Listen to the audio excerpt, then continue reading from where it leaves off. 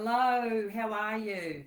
You know, one of the saddest things I see is women who they're lonely and they're sad and they're in a relationship. And for a lot of women, they can be in a long-term relationship and they talk about this emptiness and this sadness that they feel inside.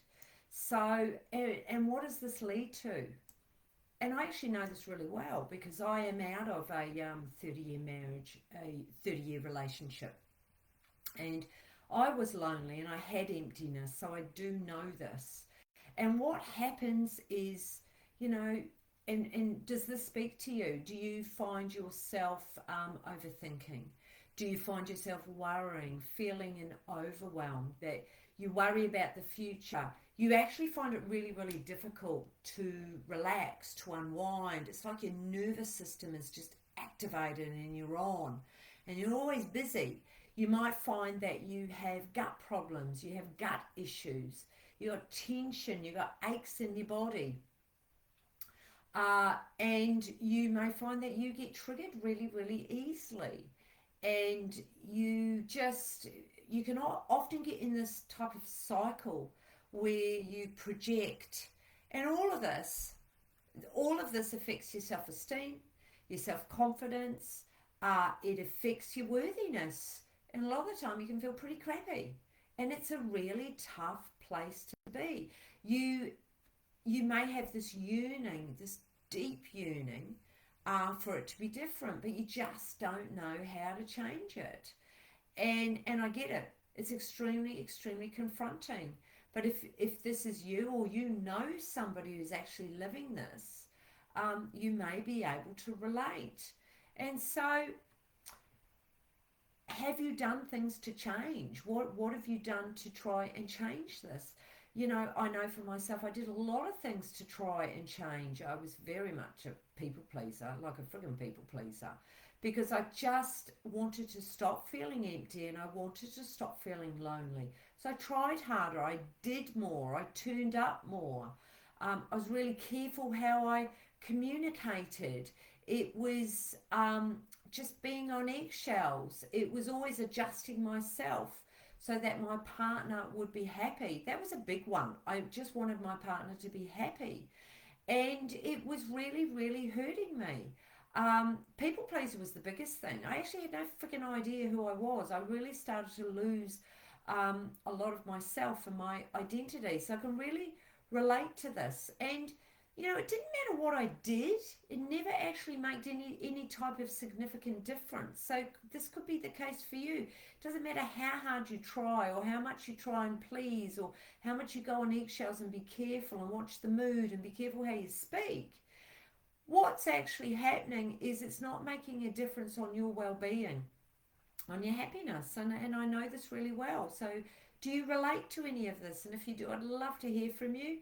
So hashtag in the comments, whether you're live or whether it's the replay. I love to get back to the comments because I suppose the question I want to ask is, do you, put your head on your pillow at night and you overthink and you worry and you try and figure this out? I know that's what I did for many, many years.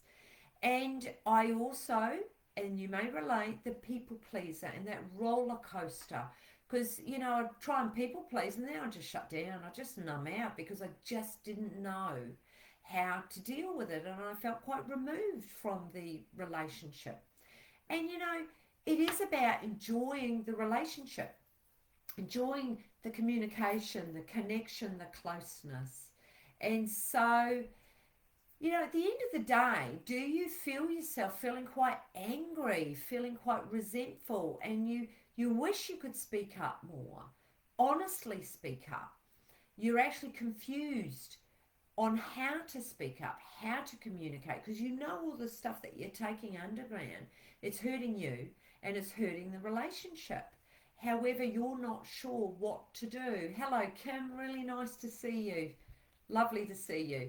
And so, do you actually want to stop wasting time, because it is wasting time, in worrying and overthinking, and actually try and strip it back to what actually works. There are 4 essential keys that I've identified due to what I have lived, but also working as a marriage therapist and also as a coach. 4 significant keys that make a massive difference in your relationship and in your marriage. And when you get them right, it makes such a big difference. You feel like you're being your own best friend. You're actually standing up for yourself.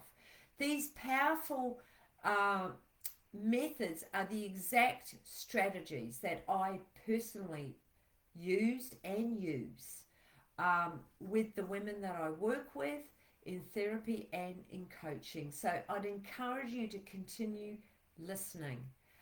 If you are actually ready to meet yourself, be honest with yourself and be your best friend, because that is actually what it takes. These essential keys for liberating and living in your relationship so that you can permanently stop the people pleaser behavior. This is something that this is a big one. Learning how to do that. Also stopping that internal dump. So the internal dump, but also the external dump on your partner, and to be able to honestly communicate elegantly to reduce the stress, the confusion, and the overwhelm. I've been yakking on for 3 or 4 years now on my podcast, the Empowered Marriage podcast, and women, they tell me how beneficial the podcast is, because they're particularly about dumping on your partner and communicating really ineffectively, and how it's hurt the relationship. And after listening to the podcast, it has actually helped them. And also, I want you to identify when you are actually out of alignment with your authentic self. You'll feel it in your body. So if you are serious about becoming your best friend, then this Facebook Live, it is for you. I'm going to give you some nuggets of gold.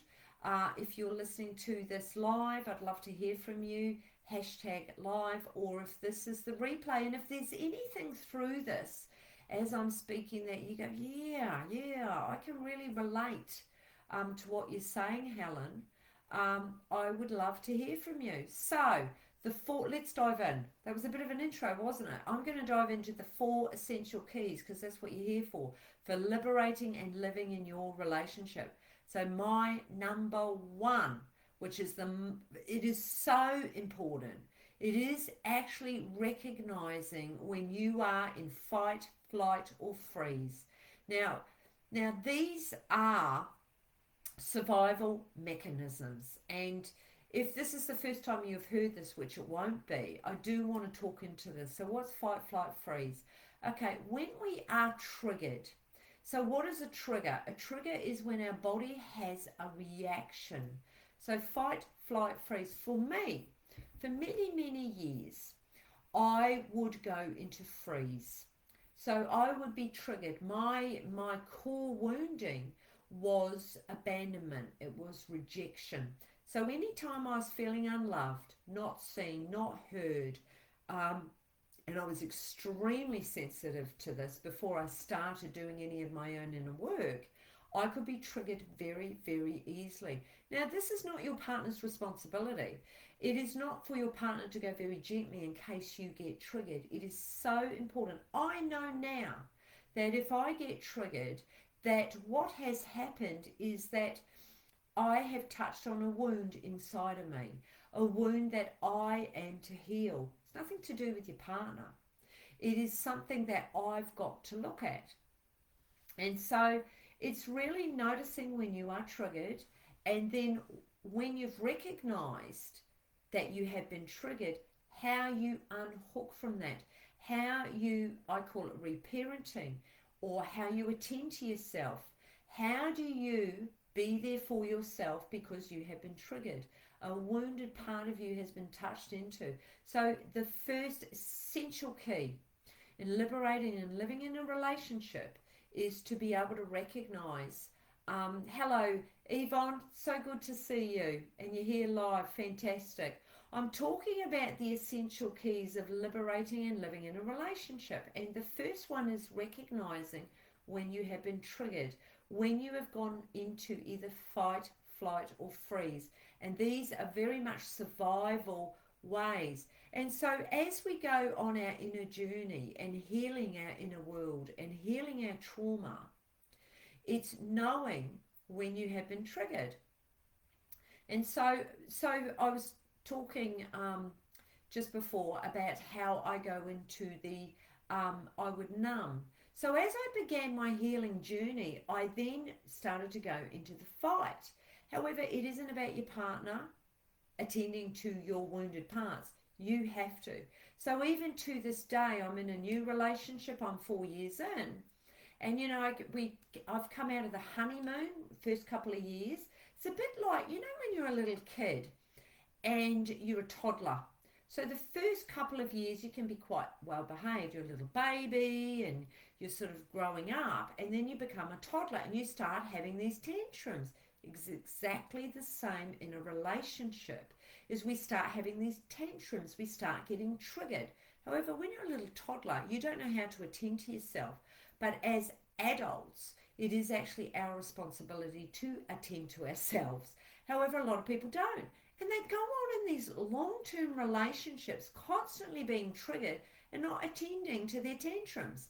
So that's my first thing, is recognize your tantrums, recognize your survival mode, and your fight, flight, and freeze. So that's my number one. I'm going to have to move on. My number two, the essential keys to liberating and living in a relationship, is you have to shift from externally focused to being internally. So I want to repeat that because I think it's really, really important. We have to shift from being externally focused to being internally focused. So it's bringing it back to inhabiting the body. It's bringing it back to the head, the heart, and the gut. It's understanding your own programming for validation. And validation does not come from outside of ourselves. And it does until we begin our inner journey. And so focusing on internal, it's recognizing what you're feeling. It's to be able to name it in that moment, what I'm feeling. So if your energy drops, it's being able to slow down long enough to be able to drop into the body and to actually be able to name it.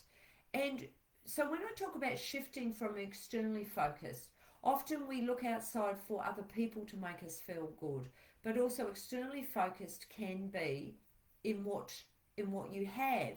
So I feel good due to my career, or to my relationship, or to my house, or to my car. It's all things outside of ourselves.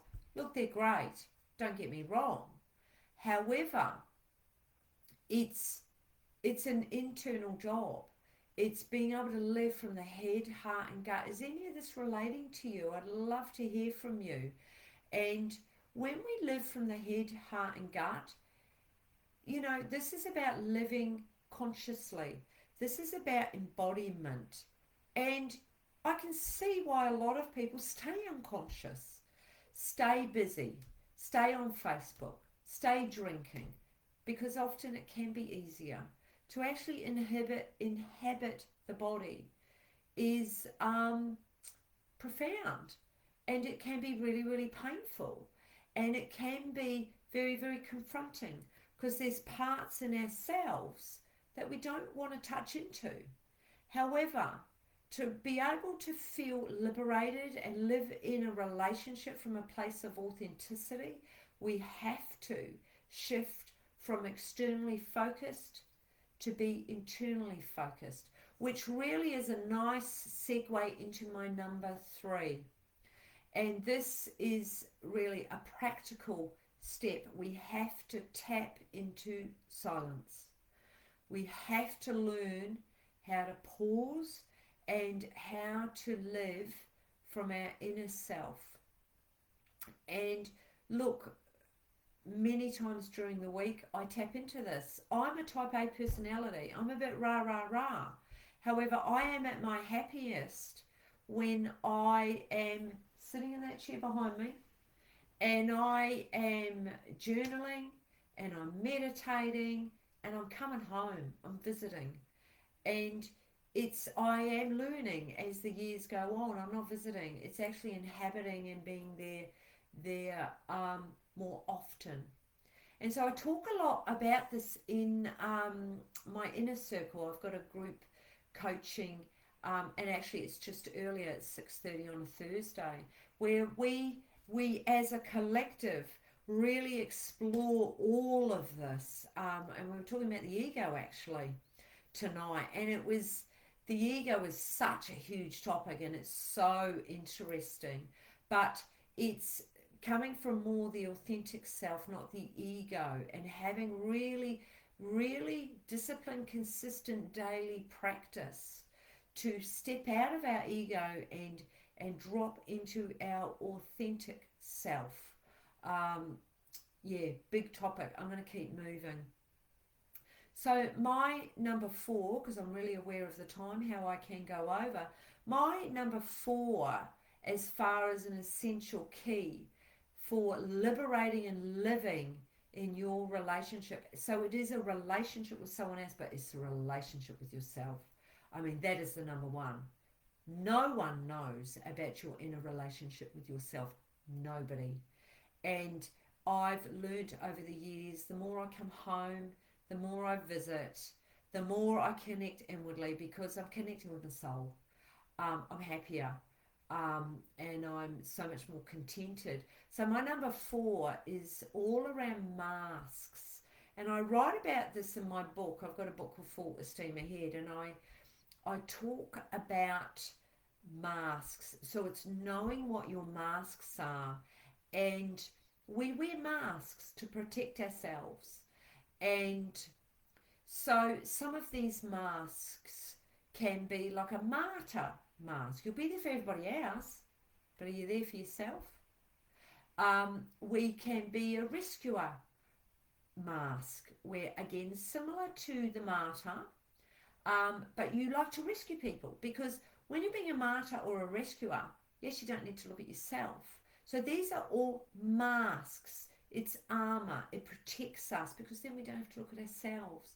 Look, a lot of us are pleasers. I've been a pleaser my whole life. I now check in with myself as if it's coming from the adapted part of me, my ego part of me to please, or is it actually coming from the authentic part of me? And I have to check in with myself. Also, victim. Man, I was a brilliant victim. And noticing if you have that mask on. And so actually, if you would like a copy of the 9 masks that we wear, I've got a great worksheet. Just DM me and I will send this to you. And I open this worksheet up and I describe what each of these masks are.